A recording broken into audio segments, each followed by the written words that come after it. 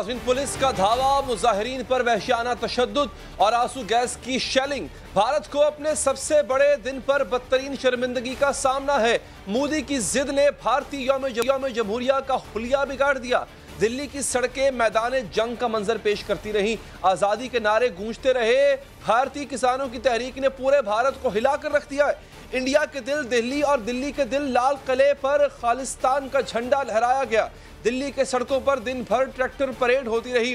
Police और किसान मुजाहिरीन के दरमियान झड़पें होती रहीं, जिसके नतीजे में किसानों की तहरीक को एक लाश भी मिल गई, क्योंकि आज पुलिस के वहशियाना तशद्दुद की वजह से एक किसान मारा जा चुका है। भारत की सूरत हाल की वजह ही बीजेपी हुकूमत की जिद और ठिठाई है। किसान 2 माह से एहतजाज कर रहे थे कि नए ज़रई कवानीन वापस लिए जाए, क्योंकि इन्हें खदशा है कि इन कवानीन के तहत इन्हें अपने अनाज के मुनासिब दाम नहीं मिल सकेंगे और मकामी मंडियों पर निजी ताजरों का कब्जा हो जाएगा, और किसान ये कबूल करने के लिए तैयार नहीं है। मोदी सरकार की नाजायज ज़रई इस्लाहात बीजेपी हुकूमत ही नहीं बल्कि पूरे भारत के लिए मुसीबत बन चुकी है। राजस्थान, हरियाणा, यूपी, मशरक़ी पंजाब और बिहार समेत कई भारतीय रियासतों के हजारों किसान दिल्ली की सरहदों पर 2 माह से बैठे हुए हैं। पूरे भारत में किसानों की 500 से ज़ायद तंजीमें इस एहतजाज में शरीक है। बीजेपी हुकूमत के जालिमाना ज़रई कवानीन के सामने सर झुकाने से इनकार कर रहे हैं। बीजेपी बच्चे, बूढ़े और जवान ही नहीं बल्कि ख़वातीन, किसान तक भी मोदी हुकूमत के खिलाफ खुले आसमान के नीचे बैठे हुए हैं और मोदी सरकार को कोई फर्क नहीं पड़ रहा था। लेकिन आज के राउंड ने भारतीय सरकार को हिला कर रख दिया है। इन किसानों ने यौम जमहूरिया पर दिल्ली में ट्रैक्टर रैली का ऐलान कर रखा था, जिसको रोकने के लिए मोदी हुकूमत ने पूरे दिल्ली को नो गो एरिया बना दिया। जगह जगह पुलिस नाके थे, दिल्ली में दाखिले के सभी रास्ते बंद थे। रिपोर्ट्स के मुताबिक पुलिस ने मुजाहिरीन को रोकने के लिए मुल्क की तारीख का सबसे बड़ा सिक्योरिटी ऑपरेशन नाफिज किया हुआ था, लेकिन भारतीय किसानों के रैले के सामने मोदी सरकार की तमाम रुकावटें रेत की दीवार साबित हुई। दिल्ली में दाखिल होते वक्त भारतीय किसान तराने गा रहे थे, नारे लगा रहे थे। भारतीय किसान झंडे लहराते हुए, तलवारें उठाते हुए घोड़ों और ट्रैक्टरों पर बैठकर दिल्ली में दाखिल हुए थे, और देखते ही देखते दिल्ली की सड़कें सिख किसानों की 2 लाख से ज्यादा ट्रैक्टरों से भी भर गई थीं। लेकिन जब किसान तमाम रुकावटें तोड़ते हुए दिल्ली में दाखिल हुए थे, तो मोदी सरकार के हुक्म पर पुलिस किसानों पर टूट पड़ी थी। किसानों पर बदतरीन वहशियाना तशद्दुद किया गया था। लाठीचार्ज, आंसू गैस की शेलिंग और पानी की तोप बरसाई गई थी। इन्हीं झड़पों के नतीजे में एक भारतीय किसान हलाक भी हो गया। किसानों ने पुलिस के डंडे खाए, शेलिंग बर्दाश्त की, हत्ता के अपने एक साथी की लाश भी उठाई, लेकिन इसके बावजूद किसान पीछे नहीं हटे और तमाम मजालिम के बावजूद न सिर्फ दिल्ली में दाखिल हुए बल्कि लाल किले पर पहुंचकर खालिस्तान का झंडा भी लहरा दिया। आज दिल्ली की सड़कों पर इंसाफ मांगा जा रहा था। भारतीय किसान अपनी हुकूमत के जालिमाना फैसले के खिलाफ आवाज उठा रहे थे। इस एहतजाज में सिर्फ किसान, बच्चे और बूढ़े ही नहीं शरीक थे, बल्कि किसान खवातीन भी एहतजाज में पूरी तरह शरीक थी। किसान क्यों एहतजाज कर रहे हैं? किसान चाहते क्या हैं? मोदी हुकूमत इन्हें क्यों मुतमईन नहीं कर पा रही है? क्या ज़रई कवानीन को नरेंद्र मोदी ने अपनी अना का मसला बना लिया है? क्या इसे अपने करोड़ों किसानों के तहफ़्फ़ुज़ात की कोई परवाह नहीं? एक जानिब भी जेजेपी हुकूमत जिद पर अड़ी हुई है, दूसरी जानिब भारतीय किसान भी अपने मुतालिबात से 1 इंच भी पीछे हटने को तैयार नजर नहीं आते। आज की ट्रैक्टर परेड के बाद हुकूमत को एक और बड़ी एहतजाजी किस्त का सामना है, क्योंकि किसान यूनियंस ऐलान कर चुकी हैं कि अगर हुकूमत ने तीनों ज़रई कवानीन वापस नहीं लिए तो वो 1 फरवरी को बजट वाले दिन पार्लियामेंट तक मार्च करेंगे। इस वक्त सूरत हाल यह है कि किसान तहरीक जोर पकड़ चुकी है और इस तहरीक के बतन से खालिस्तान तहरीक का दोबारा जन्म होता नजर आ रहा है। किसान भारतीय हुकूमत के खिलाफ बिफरे हुए नजर आ रहे हैं, और अगर मोदी हुकूमत ने अपनी जिद और हठधर्मी न छोड़ी तो यही एहतजाज भारत की तकसीम की बुनियाद रख सकता है। और अब हुकूमत को भी एहसास हो चुका है कि किसानों के मुतालिबात किसी हद तक जायज़ है। एक जानिब जहां मसालिहत की बात की जा रही है, वहीं भारतीय मीडिया जलती पर तेल का काम कर रहा है। भारतीय किसानों के पुरअमन एहतजाज को मुल्क दुश्मनी करार दे रहा है और पुलिस के वहशियाना तशद्दुद के हक में जवाब खड़े जा रहे हैं, और इस सारे इशू पर पूरा भारतीय मीडिया मोदी सरकार की बोली बोल रहा है। भारतीय मीडिया अपनी हुकूमत की नाकामी छुपाने के लिए पाकिस्तान के खिलाफ फरसूदा इल्जामात लगा रहा है, लेकिन इससे कुछ होने वाला नहीं है। और हकीकत यही है कि मोदी की जिद ने ही भारत की तकसीम की बुनियाद रख दी है। सिख किसानों की तहरीक के बतन से खालिस्तान तहरीक दोबारा जन्म ले रही है। भारतीय यौम जमहूरिया भारत के लिए अजीम शर्मिंदगी का दिन बन चुका है। आज तक मोदी सरकार हर चैलेंज से निकलती रही है। मुसलमानों के खिलाफ मुतनाज़ कानून बना और एहतजाज करने वाले मुस्लिम आबादी को बुरी तरह से दबा दिया गया। आर्टिकल 370 खत्म करके ढिठाई के साथ कश्मीर को हड़प कर लिया गया और अपने खिलाफ उठने वाली हर आवाज का गला घूंट दिया गया, हर एहतजाज को कुचल दिया गया। लेकिन भारतीय किसानों का एहतजाज ही बीजेपी सरकार को इंतहाई महंगा पड़ता हुआ नजर आ रहा है। बात करेंगे, इस वक्त हमारे साथ मौजूद है, उसका तारुफ करवा देते हैं। हमें गोपाल सिंह चावला ने ज्वाइन किया है, जो कि सिख संगत के चेयरमैन हैं। इसके साथ साथ सुहेल अंजुम साहब ने हमें ज्वाइन किया है, वॉइस ऑफ अमेरिका के नुमाइंदे हैं भारत में, और हमें ज्वाइन किया है तजिया निगार हुमा बकाई साहिबा ने। आप तीनों का बहुत बहुत शुक्रिया। मैं सुहेल साहब आपसे आगाज करूंगा। इस वक्त की सूरत हाल क्या है जब हम बात कर रहे हैं कि अभी भी दंगे हो रहे हैं दिल्ली में, या कंट्रोल किया गया है हालात को? देखिए, दिन में जो सूरत हाल थी वो इस वक्त तो नहीं है। किसान तंजीमों ने अपील की है किसानों से कि वो वहां से वापस लौट जाएं, और जो रास्ते उनको दिए गए थे, जो रूट्स उनको दिए गए थे, उन रूट्स पर चल करके वो जहां से आए थे वहीं पे वापस चले जाएं। तो उनकी वापसी का सिलसिला शुरू हो गया है। दिन में जो सूरत हाल थी, टकराव की नौबत थी, वो इस वक्त तो नहीं है। बड़ी हद तक उस पर काबू पा लिया गया है। अलबत्ता दिन में जो टकराव हुआ उसमें पुलिस का कहना है कि 83 पुलिस अहलकार जख्मी हुए हैं, और अभी वो मजीद जायजा ले रहे हैं कि मुमकिन है कुछ और लोग जख्मी हों। किसानों के जख्मियों के बारे में उसकी तादाद के बारे में कुछ पता नहीं है कि कितने किसान जख्मी हुए हैं। तो इस वक्त तो किसान सब वापस हो रहे हैं, और वो दिन में जो सूरत हाल थी, जो अफरा तफरी और हंगामे की कैफियत थी, इस वक्त वो नहीं है। तो सुहेल अंजुम साहब, मामला एस्केलेट कहां से हुआ? मतलब ये तो आ रहे थे, दिल्ली में दाखिल हो रहे थे, पीसफुली दाखिल हो रहे थे, तो तसादुम हुआ क्यों? क्या उन्होंने रोकना चाहा आने वालों को, रैली वालों को? दरअसल मामला ये है कि जो किसान रहनुमा और पुलिस के दरमियान जो मुआहदा हुआ था, उसके तहत पुलिस ने 4-5 रास्ते किसानों को दिए थे कि आप इन्हीं पर चलेंगे, और जब दिल्ली में इंडिया गेट पर जो परेड होती है यौम जमहूरिया की, वो जब खत्म हो जाएगी उसके बाद 12 बजे आप अपनी रैली निकालेंगे। उन्होंने दिल्ली के बाहरी जो इलाका है, वहाँ जैसे सिंगू बॉर्डर पे बैठे हुए हैं, टिकरी बॉर्डर पे, गाजीपुर बॉर्डर पे, चिल्ला पे, उन लोगों से कह दिया था कि आप यहाँ से निकलेंगे, और उनको रास्ता बता दिया गया था, किसी को 50 किलोमीटर, किसी को 70, किसी को 80 किलोमीटर, इतना चल करके आप वापस वहीं आ जाएंगे। लेकिन बताया जाता है कि जैसी कि इत्तलात हैं कि किसानों की कोई एक तंजीम थी, जिसके कारकुनों ने और रजाकारों ने सुबह 8 बजे ही निकलना शुरू कर दिया, और वो दिल्ली में दाखिल होने लगे। जब वो और सिर्फ इतना ही नहीं, बल्कि उन्होंने जो रास्ता पुलिस ने तय किया था, उस रास्ते को उन्होंने किया और दूसरा रास्ता अख्तियार कर लिया। और उसके बाद जब वो दिल्ली में आने लगे, तो जाहिर है जब इजाजत तो नहीं थी, दिल्ली उनको आउटर रिंग रोड पे रहना था, लेकिन जब वो अंदर आने लगे तो पुलिस ने उनको रोकने की कोशिश की, और जब एक ग्रुप कोई रास्ता दूसरे रास्ते पे रुकावट करके आगे बढ़ा, तो उसके पीछे-पीछे जो इत्तलात है हमारी, उसके पीछे-पीछे दूसरे ग्रुप भी, दूसरी तंजीमों को लोग भी उसके पीछे चल पड़े, और इस तरह से ये जो है हंगामे की कैफियत पैदा हुई। अगर वो अपने रास्ते पर रहते तो मुमकिन है ये अच्छा, ठीक है, ठीक है। गोपाल सिंह जी, मुझे ये बताइएगा कि ऐसा लग रहा है कि सिख बिरादरी जो भारत की है वो डट गई है। आज जिस तरह से उन्होंने वो एक निशान साहब उसका झंडा लहराया है लाल किला पे, ये क्या पोर्ट्रे क्या हो रहा है इससे कि अब होने क्या जा रहा है? सिख कम्युनिटी क्या करेगी मजीद? जी, वाहिगुरू जी का खालसा, वाहिगुरू जी की फतेह। मैं तुहानू एक गल यह जरूर दसदा जावांगा कि तहरीक जिहड़ी है यह मदम नहीं होनी, यह मिटनी भी नहीं, यह पिछे भी नहीं जानी, क्योंकि साडी गुरबाणी जिहड़ी है, जदों सानू पंच ककारत पवाए जाते हैं, उनके सानू किरपान पवाई जाती है, और यह हुंदा है अपनी ज़मीर नू जिंदा रखने वास्ते। और साडे महबूब लीडर संत जरनैल सिंह जी खालसा पिंडरा वाले ने कहा सी कि मैं शरीरक मौत नू मौत नहीं समझदा, मैं ज़मीर दे मौत नू मौत समझदा। तो सिख कदे ज़मीर दी मौत तो नहीं मारदे।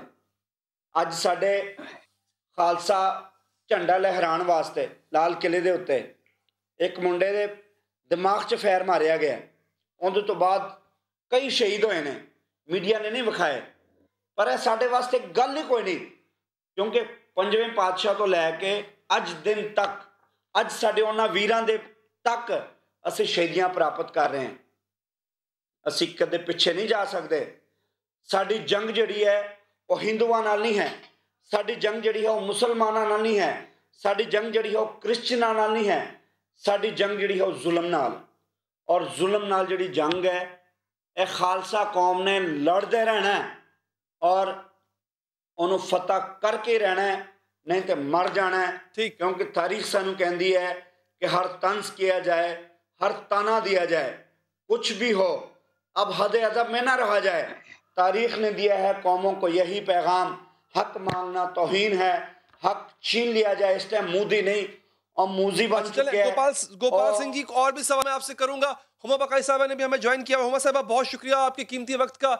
हुमा साहबा, आपको क्या लगता है, एक ऐसी मूवमेंट थी जो किसानों के लिए थी, मगर आज जिस तरह खालिस्तान का झंडा लहराया गया, इसने टर्न ले लिया है टू अनदर साइड। अब ये मूवमेंट को लीड पहले भी सिख बिरादरी ही कर रही थी, अब भी कर रही है, मगर ये आपको किसानों के हुकूक से बदल कर कुछ और होता नजर नहीं आ रहा? देखिए, मेरा ख्याल है कि वो जो आपको पता है इंडिया का आज रिपब्लिक डे भी है, और अब रिपब्लिक डे सिर्फ कश्मीर में ब्लैक डे नहीं है। आपको ऐसा लगता है कि अब के रिपब्लिक डे दिल्ली में भी ब्लैक डे था। और मैं एक और गुजारिश भी करूं कि इसको सिख कम्युनिटी लीड जरूर कर रही है, लेकिन ये जो किसान मूवमेंट है असल फेस ऑफ इंडिया है, क्योंकि इसमें अक्रॉस पूरे इंडिया से, हरियाणा से और कई जगहों से लोग जो हैं इसमें शामिल है, और इसको बहुत बुरी तरह मोदी गवर्नमेंट ने हैंडल किया। इसको भी उन्होंने नेशनलिस्टिक इशू बनाना कि पीसफुल थी और एक लॉ को रिवर्ट कराने के लिए थी जो एक्सप्लॉइटेटिव है, और समझिए जो इंडियन कॉर्पोरेट सेक्टर है उसकी वजह से सामने आया है। और वही इंडियन कॉर्पोरेट सेक्टर मोदी को हुकूमत में लाया है। उन्होंने शुरू में उससे कहा कि पाकिस्तान इसके पीछे, ये बात उन्होंने इन किसानों को कही। फिर उन्होंने कहा कि हर चीज पाकिस्तान करता है तो किसानों की मूवमेंट के पीछे भी पाकिस्तान है। फिर उन्होंने कहा कि जी फॉरेन फंडिंग इसकी हो रही है। लेकिन इस वक्त मैं आपसे गुजारिश करूं, ये किसान मूवमेंट आपको नजर तो इंडिया में आ रही है, लेकिन इसकी जो गूंज है या इसके हवाले से जो सपोर्ट है वो ग्लोबल है। कनाडा में इसके हवाले से सपोर्ट आई, यूरोप में आई, अमेरिका में आई, बावजूद कोविड के यूके में भी आई। तो मेरा नहीं ख्याल कि मोदी हुकूमत इससे ज्यादा मुश्किल सिचुएशन में था आज से पहले कभी भी। 4 रोज पहले आपको पता है कि लद्दाख में चाइना से बात सेटल हुई, लेकिन सिक्किम में फिर कॉन्फ्लिक्ट हुई। मीडिया को ये बाकायदा इंस्ट्रक्शंस गई हैं कि जो सिक्किम में वाकया हुआ है, जो झड़प हुई है चाइना के साथ, उसके बारे में बात भी ना की जाए और उसे कवर भी ना किया जाए। तो ये बिल्कुल सही फरमा रहे थे जो अभी हमारे साथ बात कर रहे थे कि जितनी 2 अमवात को तो न्यूयॉर्क टाइम्स ने भी रिपोर्ट किया है कि किसानों की हुई है, लेकिन बहुत जख्मी हुए हैं और बहुत ज्यादती भी हुई है और मारपीट भी हुई है। ये पीसफुल था, ये पुलिस की प्रोवोकेशन और ज्यादती की वजह से आपको इसकी ये शक्ल नजर आ रही है। और अभी भी किसान ऑर्गेनाइजेशंस की जो लीडरशिप है वो रिस्ट्रेंट का मुजाहरा कर रही है। लेकिन मेरा ख्याल है मोदी हुकूमत की मिसहैंडलिंग है, और ये सिर्फ किसान मूवमेंट नहीं है, मेरा ख्याल है ये रिएक्शन है मोदी की पॉलिसीज के हवाले से अक्रॉस इंडिया। ठीक, इससे पहले शाहीन बाग के प्रोटेस्ट को भी बड़े ही गलत तरीके से हैंडल किया गया और फिर मामला एस्केलेट हो गए थे। अच्छा सुहेल साहब, मैं आपकी तरफ आता हूं। सर मुझे बताइएगा कि क्या वजह क्या है, मोदी गवर्नमेंट, मोदी सरकार मान क्यों नहीं रही है इनके मुतालिबात? क्या निगोशिएशन किसी स्टेज पर जाके डिस्टर्ब हो गई थी? हुआ क्या था? बात निगोशिएशन तक पहुंची ही नहीं, या फिर शुरू से ही तसादुम की सूरत हाल थी?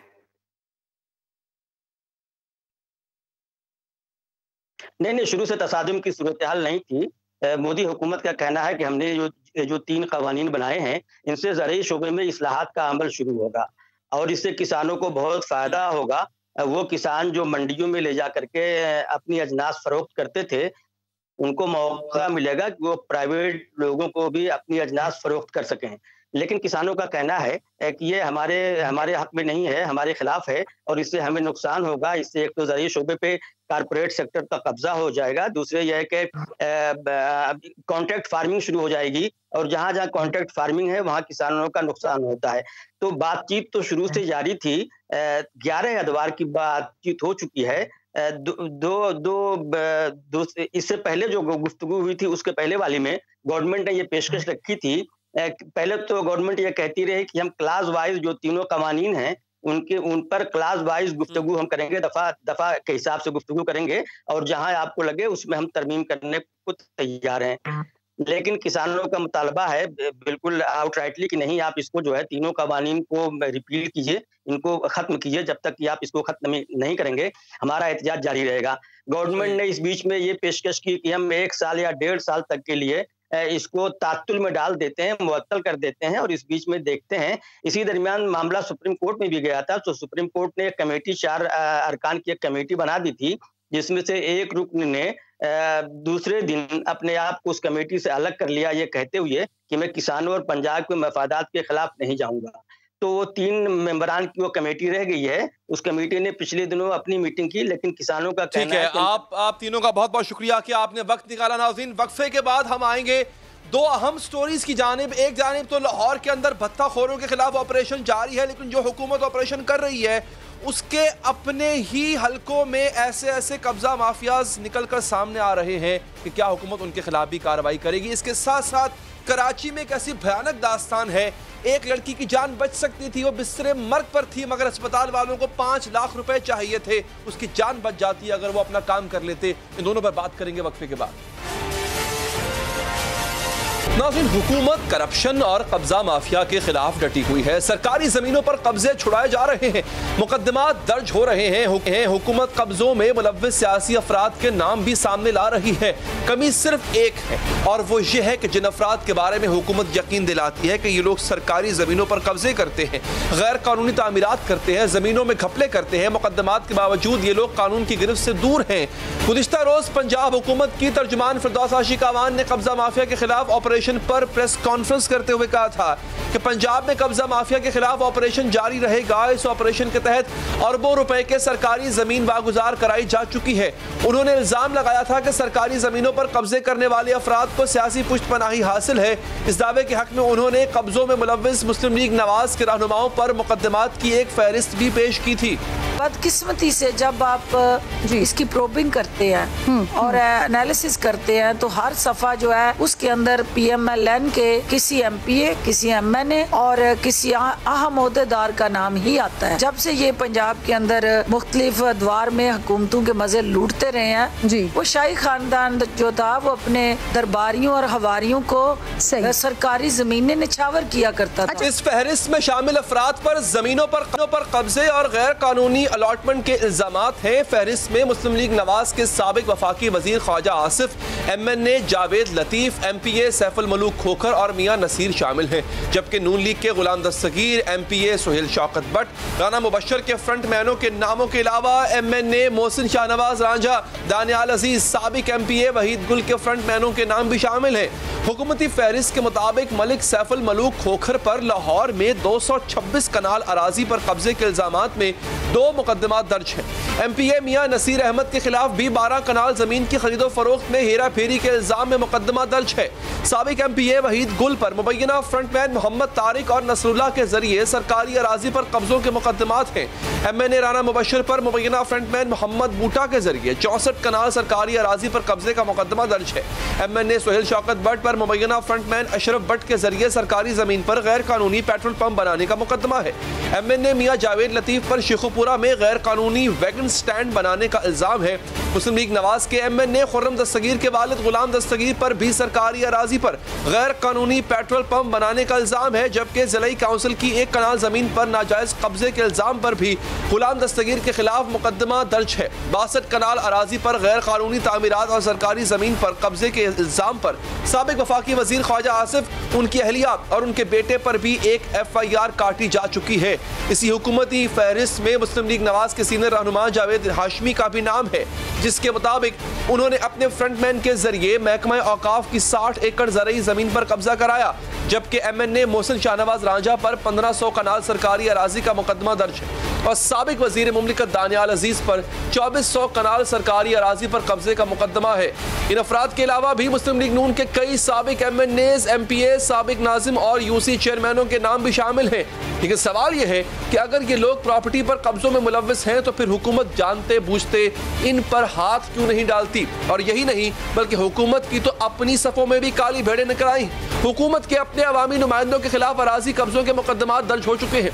महकमा रेवेन्यू के मुताबिक रावलपिंडी के हुकूमती MPA हाजी अमजद पर 60 कनाल सरकारी अराजी पर कब्जे का इल्जाम है, लेकिन हुकूमत की एंटी कब्जा मुहिम में उनका नाम कहीं नजर नहीं आ रहा।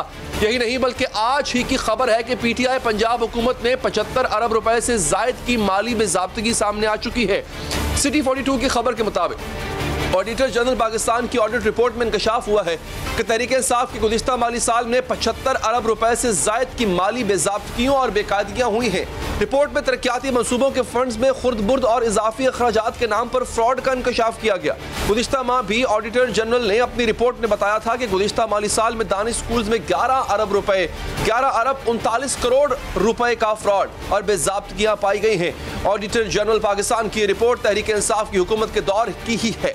इसी हुकूमत के बारे में है जो साबिका हुकूमतों पर करप्शन और अवाम का पैसा हड़प करने के इल्जाम लगाती है।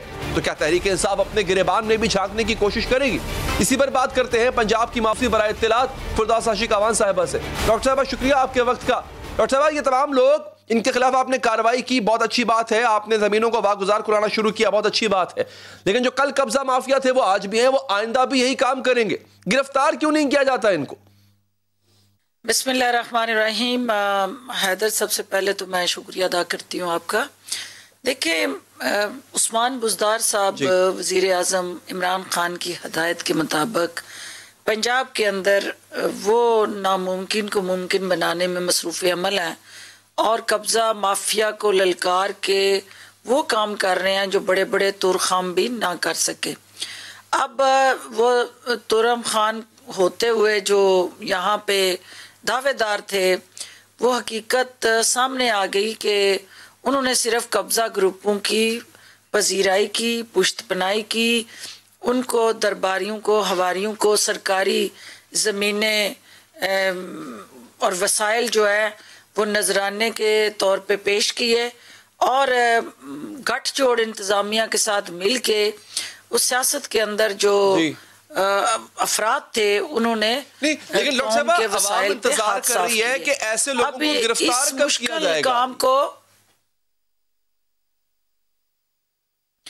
देखिए, एक लीगल प्रोसीजर है, एक तरीकाकार है और एक प्रोसेस है और उसके तहत जो है वो पहला फेज है कि आप ये डिटरमिन करें कि ये इंक्रोचमेंट हुई है और अगर इंक्रोचमेंट हुई है तो आप उसको वागजार करवाएं, उसको सरकारी अराजी को वापस सरकार को हैंड ओवर करें। दूसरा स्टेप ये है कि करने वाला कौन है उसके खिलाफ जो है वो कानूनी कार्रवाई हो और उस पे गिरफ्तारी से लेके ऑनवर्ड जो भी उसके साथ जुड़े कानूनी तकाजे हैं वो पूरे हों। पहले मरहले में उन ज़मीनों से उन कब्जा ग्रुपों को छुड़ाने का सिलसिला शुरू हुआ है। दूसरे मरहले में वो ज़मीनें बाजियाब करा के, वागजार करा के अल्टीमेटली उसको अब जो कल्प्रिट हैं उनको कानून के दायरे में ला रहे हैं। अच्छा, अब मैं यहाँ पे एग्जांपल देता हूँ, अब मेरी अंडरस्टैंडिंग के लिए, बल्कि मुझे आपसे सीखना समझना है। मुझे अदालत का दरवाजा खटकाता है, शुरू में आई थी और अदालत के पीछे छुप जाता है। जब शुरू में डॉक्टर साहब आई थी तो आपने ये कहा था कि हमने वो पेट्रोल पंप खुर्रम दस्तगीर से वागुजार करवा लिया, और आज भी कभी प्रेस कॉन्फ्रेंस में, मीडिया टॉक या टॉक शो में जब भी कभी नून लीग पे को लताड़ना मकसूद हो तो खुर्रम दस्तगीर साहब की मिसाल दी जाती है, देखें जनाब वो कब्जा ग्रुप है। इसका मतलब है हुकूमत को पता है कि उन्होंने कब्जा किया हुआ था, लेकिन कार्रवाई तो उनके खिलाफ भी अब तक 2-2.5 साल में नहीं हुई।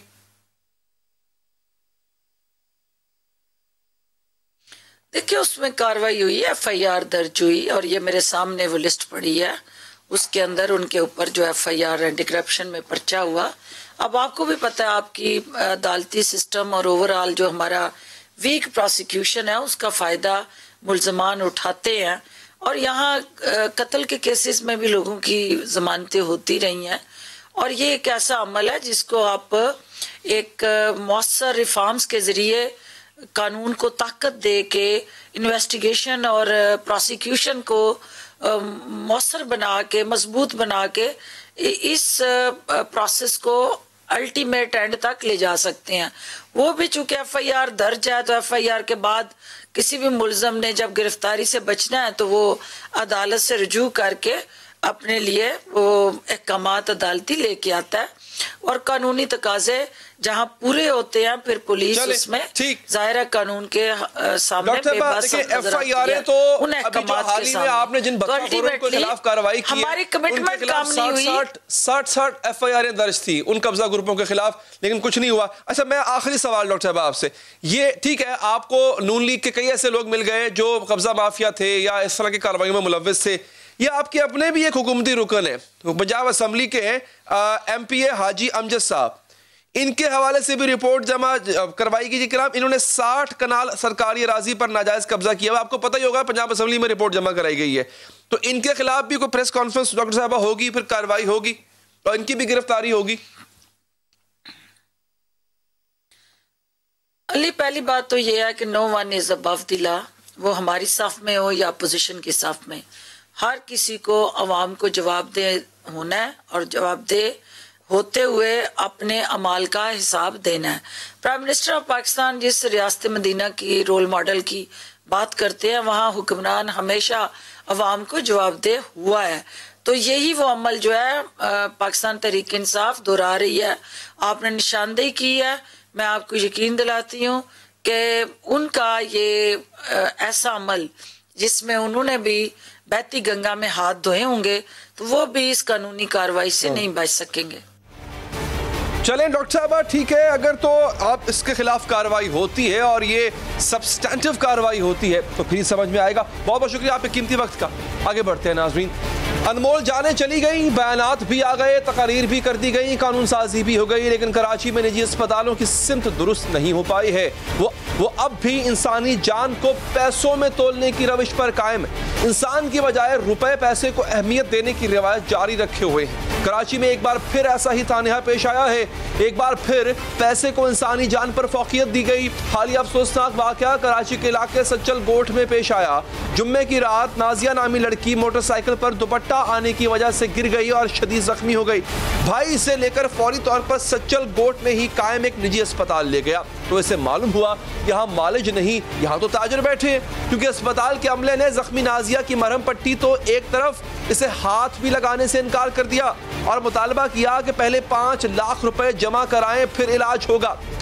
अब आप उस शख्स की हालत का अंदाजा करें जो अपनी जख्मी बहन जान बलब बहन को लेकर अस्पताल पहुंचा है। बहन तड़प रही है, वो मजबूर है, उसको समझ नहीं आ रहा वो क्या करे, और अस्पताल वाले इससे 5 लाख रुपए मांग रहे। अल्लाह ऐसी सूरत हाल से सबको बचाए, किसी को भी इस सूरत हाल से दो चार न करे। नाजिया के भाई ने बताया कि वो तो इमरजेंसी में आया है, इस वक्त पैसे नहीं हैं इसके पास। अब कौन सा आदमी अपनी जेब में 5 लाख रुपए लेकर घूमता है? तो अस्पताल इंतजामिया ने कमाल सखावत का मुजाहरा किया। उन्होंने कहा चले 5 लाख नहीं 3 लाख रुपए दे दे। जख्मी नाजिया के वहां पर एक रुपया भी नहीं था उसके भाई के पास, और वो उस वक्त मौत से लड़ रही थी। मौत भी मालजों के रूप में ताजरों का चेहरा देख रही थी, लेकिन 1 से 1.5 घंटा गुजर रहा था, किसी ने उसको हाथ तक नहीं लगाया। मायूस होकर नाजिया का भाई वहां से जाने लगा तो बेहिस अस्पताल इंतजामिया ने 15,000 रुपए का बिल पकड़ा दिया। बाद में नाजिया को सिविल अस्पताल के ट्रॉमा सेंटर ले जाया गया तो वो हर किस्म की तिब्बी इमदाद से बेनियाज हो चुकी थी। वो बोल रहे थे पैसों के बगैर कुछ भी नहीं होगा यहाँ, पहले पैसे हैं तो जान भी। पहले उन लोगों ने 5 लाख मांगे, हमने बोला भाई, मैंने बोला मेरे घर वाले भी यहाँ नहीं है, वो लड़का ना में, तो मैंने कहा भी मेरे पास जेब में भी नहीं है। बोला आप पहले पर्ची बनाओ, फिर बाद में फिर उन्होंने बोला 3 लाख हैं तो वो ले आओ। बोला 1 दिन के फिर भी हम आपसे 10 मिनट के भी 10,000 लेंगे, 20 लेंगे, इतने मतलब। नाज़रीन, ये सब कुछ उस सूबे में हुआ है जहाँ हुकूमत इस तरह के वाकयात की रोकथाम के लिए बाकायदा कानून साजी कर चुकी है। 2019 में सिंध असम्बली ने अमल उमर बिल पास किया था। इस बिल की बुनियाद अमल नामी 10 साला बच्ची का केस था जो पुलिस की चलाई गोलियों से जाँ बहक हो गई थी। अमल के वालिदैन इसे करीब तरीन अस्पताल नेशनल मेडिकल सेंटर लेकर गए तो अस्पताल के अमले ने उनकी मदद करने से इनकार किया, जिसके बाद सिंध हुकूमत की जानिब से एक बिल पेश किया गया। इस बिल का नाम था Sindh injured persons compulsory medical treatment act. इस बिल के तहत अस्पतालों को पाबंद किया गया कि आने वाले हर जख्मी का इलाज बगैर किसी ताखीर और बगैर किसी मेडिको लीगल कार्रवाई के किया जाएगा। बिल में अस्पतालों को इस बात का भी पाबंद किया गया कि जख्मी का इलाज लाजमी है, इसे फौरी तौर पर पैसे देने के लिए नहीं कहा जाएगा। अस्पताल के अमले और जख्मी के लवाहिकीन को हरासा नहीं किया जाएगा और हंगामी इलाज के अखराजात अदा करेगी। प्राइवेट अस्पतालों को सिंध गवर्नमेंट, सिंध हुकूमत इंडेमनिफाई कर रही है कि आपके जो अखराजात होंगे, जो कॉस्ट होगी उस शख्स की जान बचाने के लिए, वो सिंध गवर्नमेंट इंशाल्लाह बेयर करके देगी, उसमें कोई इशू नहीं होगा। तब अमल के वालिदैन ने ये ख्वाब देखा था कि इनकी बेटी तो मारजों की बेहिसी का शिकार हो गई, लेकिन आइंदा किसी अमल को यह दिन नहीं देखना पड़ेगा।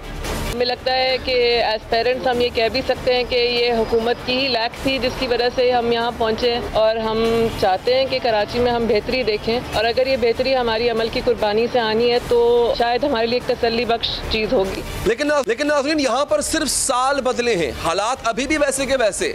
बात करेंगे मरहूम नाजिया के भाई लंगी से। आमिर साहब, हम सब की तरफ से ताज़ियत कबूल कीजिए। बहुत शर्मिंदा है हम बतौर कौम के हम नहीं बचा सके आपकी बहन को, लेकिन ये आपका जो वाक़या है ये एग्जैक्टली हुआ क्या? उस दिन क्या हुआ? आपकी बहन जब जख्मी हुई आप उनको अस्पताल में लेकर गए तो क्या जवाब दिया अस्पताल वालों ने आपको?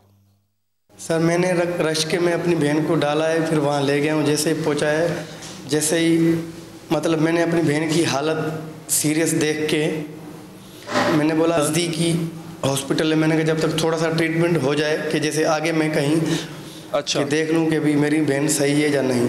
लेकिन इन लोगों ने मतलब हमारे साथ कुछ भी नहीं तावन किया। पहले ही उन लोगों ने तावन ये किया कि पहले पैसे जमा कराओ। ठीक है सर। अच्छा, पैसे मांगे? हमने उनको बोला सर, मैंने कहा मेरे को थोड़ा टाइम दो, मेरे घर वाले यहाँ पे नहीं है। लेकिन उन लोगों ने हमारी एक नहीं सुनी सर। हम तो इसी शहर के शहरी हैं, लेकिन चोर तो नहीं है हम लोग जो ये हमारे को ऐसे ही मतलब हमारे से नाजायज़ियाँ इतनी कर रहे हैं। अच्छा, नहीं तो पैसे क्यों मांग रहे थे? मतलब जख्मी एक बंदा है, उसके लिए इतने पैसों की जरूरत क्यों पड़ गई? ये कोस्ट घर इन लोगों ने ये बना दिए हैं, हॉस्पिटल थोड़े, ये तो कसाई घर है इनके। 1.5 घंटे से मेरी बहन तड़प रही है सर, लेकिन इन लोगों ने तावन नहीं किया। मैंने अपने दूसरे भाई को फ़ोन किया, वो पैसे लाया, 50,000 भी दे रहे थे, लेकिन इन लोगों ने बोला 5 लाख दो, 2 लाख दो, 2.5 लाख दो, इतने दो। मुझे एक बात मैंने पहले भी पूछी आपसे, आमिर साहब, आप सच्चे हैं, आप ठीक कह रहे हैं। अब मुझे समझ नहीं आ रही है अस्पताल वालों की ये बात कि जख्मी के ट्रीटमेंट के लिए 5 लाख की जरूरत क्या है? मतलब जख्मी को तो इतना खास मतलब ट्रीटमेंट चाहिए होता है और उसमें इतने पैसे तो नहीं लगते। वही ना सर, हम लोगों ने उनको बोला, लेकिन वो बोल रहे नहीं तो ले जाओ, पैसे नहीं है तो यहाँ वैसे ही तड़प के 1.5 घंटे से तड़प रही सर। वो तो मेरे को पता है ना, मैंने अपनी बहन का ये वाकया देखा है। इनको रहम नहीं आया? वैसे आपकी बहन तड़प रही है, उसको थोड़ा सा इलाज मिल जाता, बच जाती, इनको रहम नहीं आया वहां पे? जी सर, 2 ड्रिपें लगाई है। आईसीयू वाले बंदे को ड्रिपें लगती है, खाली वो वैसे ही जैसे है वैसे ही पड़ी हुई है। मतलब ये इंसानियत है। क्योंकि सर मैंने अपने हाथों से लाश उठाया है अपनी बहन का। तो आप इससे देखिए, आपको इंसाफ अब मिलना चाहिए, इनके खिलाफ कार्रवाई होनी चाहिए। अव्वल तो खैर अमल का, जिन्होंने अमल की जान ली थी जिस अस्पताल ने, कार्रवाई तो उसके खिलाफ भी नहीं हुई, बस कानून बन गया। आपको उम्मीद है कि इनके खिलाफ कुछ होगा? सर फिर या तो हम न इस मुल्क से निकल जाए, बोले फिर ये सिंध हुकूमत। मुझे दिली अफसोस है सोलंकी साहब, इससे बढ़ के कोई और दुख हो नहीं सकता। अब अल्लाह करे आपको इंसाफ मिले। तो मुझे बताएं आपका मुतालबा क्या है, किससे मुतालबा है? और आपको इस माहौल में जहां पे तो हम देखते हैं साहिवाल वालों को, साने साहिवाल वालों को इंसाफ नहीं मिला और न जाने कितने ऐसे हैं, क्या आपको आपके घर वालों को उम्मीद है कि इंसाफ मिलेगा? सर हमारा चीफ जस्टिस से मुतालबा है, सिंध गवर्नमेंट से मुतालबा है, चीफ ऑफ आर्मी स्टाफ से मुतालबा है कि हमारे साथ नाइंसाफी नहीं हो। क्योंकि सर मैंने अपनी बहन का लाश अपने हाथों से उठाया ना, वो मेरे को पता है। ये लोग थोड़ी समझते हैं, ये तो पैसे के पीछे बस रहते हैं। सर बस उम्मीद अल्लाह के ऊपर है, इनके ऊपर जब हमारा बंदा ही चला गया तो फिर क्या बंदा इनसे उम्मीद रखे, ऐसी हुकूमत से, ऐसे बड़े इदारों से। फिर ठीक है सोलंकी साहब, हम आपका दुख बांट सकते हैं, लेकिन जो तकलीफ आप महसूस कर रहे हैं वो सिर्फ आप ही जानते हैं।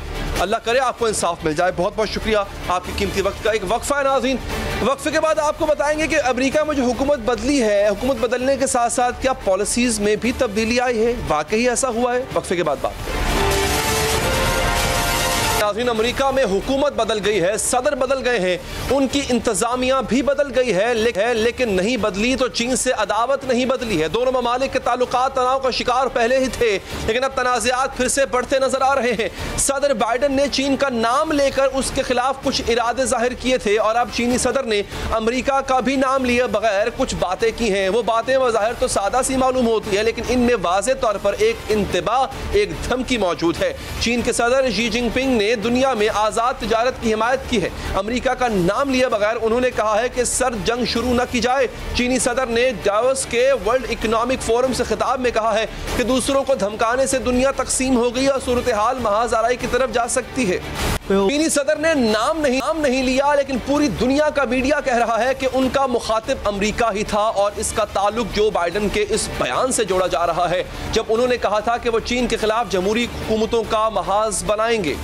जो बाइडन के सदर मुंतखब होने के बाद भी अमरीकी इंतजामिया की जानिब से यही इंदिया दिया गया कि चीन इसकी तवज्जो का खास मरकज रहेगा। जनरल लॉयड ऑस्टिन ने अपनी नामजदगी के वक्त सेनेट को जो इंटरव्यू दिया, इसमें भी यही कहा गया कि वो चीन को एक चैलेंज के तौर पर देखते हैं। एक जानिब चीनी सदर महाज आराई की धमकी दे रहे हैं, दूसरी जानिब अमेरिका के वज़ीर दिफा चीन को एक चैलेंज करार दे रहे हैं। अगर दोनों ममालिक में तनाव यूं ही बढ़ता रहा और जिस महाज आराई की धमकी दी गई है वो मुसल्लह शक्ल इख्तियार कर गई तो दुनिया एक नए बहरान की तरफ जा पाएगी, किसी जंग की लपेट में आ जाएगी। और अगर अमेरिका और चीन में जंग हो जाती है तो किसका पलड़ा भारी रहेगा? अमेरिका एक अरसे से चीन पर कड़ी नजर रखे हुए है, चीन की बढ़ती फौजी ताकत से खाइफ भी नजर आता है। गुज़िश्ता साल सितंबर में पेंटागन रिपोर्ट जारी कर चुका है कि 2049 तक चीन अपनी फौजी ताकत अमेरिका के बराबर ले आएगा और 10 साल में अपने एटमी हथियार दुगने कर लेगा। हमने अमेरिका और चीन की फौजी ताकत का जायजा लेने के लिए कुछ अदाद शुमार मुरतब किए हैं नाज़रीन। इसके लिए दोनों के जंगी साजो सामान का तजिया करने वाले इदारे, फायर पावर और दीगर जराए से मदद ली गई है। अदाद-ओ-शुमार के मुताबिक चीन का दिफाई बजट 178 अरब डॉलर्स है, इसके मुकाबले पर अमेरिका का दिफाई बजट 740 अरब डॉलर्स है। चीन के फौजियों की तादाद 21,85,000 है, अमेरिकी फौजियों की तादाद 14 लाख है। फजाई ताकत की बात की जाए तो चीन के पास 1200 जंगी तैयारे हैं, अमेरिका के पास 1956 जंगी तैयारे हैं। चीन के पास 902 हेलीकॉप्टर्स हैं, अमेरिका के पास 5436 हेलीकॉप्टर्स हैं। मैदान की बात हो तो चीन के पास 35,000 बख्तरबंद गाड़ियां, अमेरिका 40,000 बख्तरबंद गाड़ियां। चीन के पास 3,205 टैंक हैं, अमेरिका के पास 6,100 टैंक हैं। बहरी ताकत का जायजा लें तो चीन इस मामले में अमेरिका से कहीं आगे नजर आता है। चीनी बहरी बेड़े में 777 जहाज शामिल हैं, अमेरिकी बहरी बेड़े में सिर्फ 490 है। लेकिन चीन के पास सिर्फ 2 एयरक्राफ्ट कैरियर्स हैं, जबकि अमेरिका के पास 11 एयरक्राफ्ट कैरियर्स हैं। और अगर खुदा न खासा जंग में जौहरी हथियारों का इस्तेमाल किया गया तो एक अंदाजे के मुताबिक अमेरिका के पास 6,000 जौहरी हथियार हैं, जबकि चीन के पास 250 से लेकर 300 तक जौहरी हथियार हैं। और पेंटागन रिपोर्ट कर चुका है कि अगले 10 साल में यह तादाद दुगनी कर ली जाएगी। वॉइस ऑफ अमेरिका के मुताबिक पेंटागन की रिपोर्ट में यह भी कहा गया है कि चीन के एटमी हथियार ऐसे बैलिस्टिक मिसाइल्स में नस्ब हो सकते हैं जिनकी रेंज अमेरिका तक है। इसके साथ ही नाज़रीन हमारा प्रोग्राम का वक्त यहाँ पर खत्म हो जाता है। दीजिए इजाजत, अल्लाह ने के बाद।